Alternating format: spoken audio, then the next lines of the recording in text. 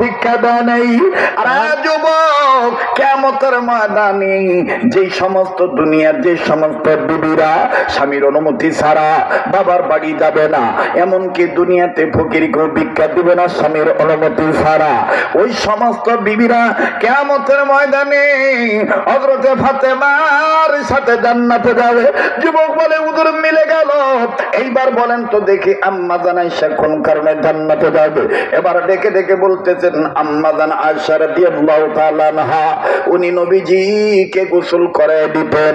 দুনিয়ার জিন্দেগিতে যে বিবিরা স্বামীর গোসলখানা রেডি করে দিবে, পানি পড়ায় দিবে, গাটা কসলায় দিবে, সাবান আগায় দিবে, স্বামী গোসল করে চুল দাড়ি ভিজে গেলি স্ত্রীগণ মুছে দিবি। আর হে আমলা বালাকার বাপ ভাইরা, আগেই বলেছি আমার বয়ান কিন্তু সামাজিক বয়ান। আমার বহু মা বোনেরা বয়ান খানা শুনতেছেন, জীবনে শেষ বয়ান মনে করে বয়ান করছি। মাগো তুমি যাই না মাঝে জান্নাত খুঁজো, শুনে নাও শুনে নাও, স্বামীর সাথে বেয়াদবি করলে তুমি জান্নাত পাইবা না। স্বামী তোমার পোশাক, আবার বিবিরাও স্বামীদের পোশাক। যাকে বাজান অন্যদিকে না যাই, এবার আম্মা জান আয়েশা যে নবীজির গোসলের জায়গা রেডি করে দিতেন, নবীজির গোসলের পানি রেডি করে দিতেন।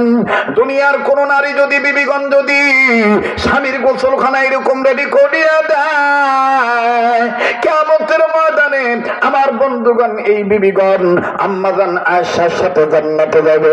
এবার আইয়ুব আমার ভাইরা মহিলার কথা বলার পরে ইমাম আহমদ ইবনে হাম্বল জবাবটা দেওয়ার পরে যুবক ডাক দিয়ে কয় হুজুর বাকি রইল আর দুইটা মহিলা।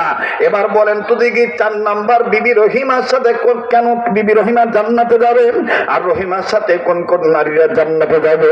ইমাম আহমদ ইবনে হাম্বল বলেন বিবি রহিমা অসুস্থ স্বামীর সেবা করার কারণে আল্লাহর জান্নাত পাইয়া গেছে। দুনিয়ার জীবনে আইয়ুব নবীর গায়ে যখন পছন্দ হয়েছিল, ঘাই হয়েছিল, পোকা যখন উঠেছিল, কীড়া যখন বের হয়েছিল, বিবি রহিমা হাত দিয়ে পোকা সরায় নাই, নিজের জিহ্বা দিয়ে পোকা সরায় দিয়েছে, স্বামীর যেন কষ্ট না লাগে, আঘাত যেন না পায়।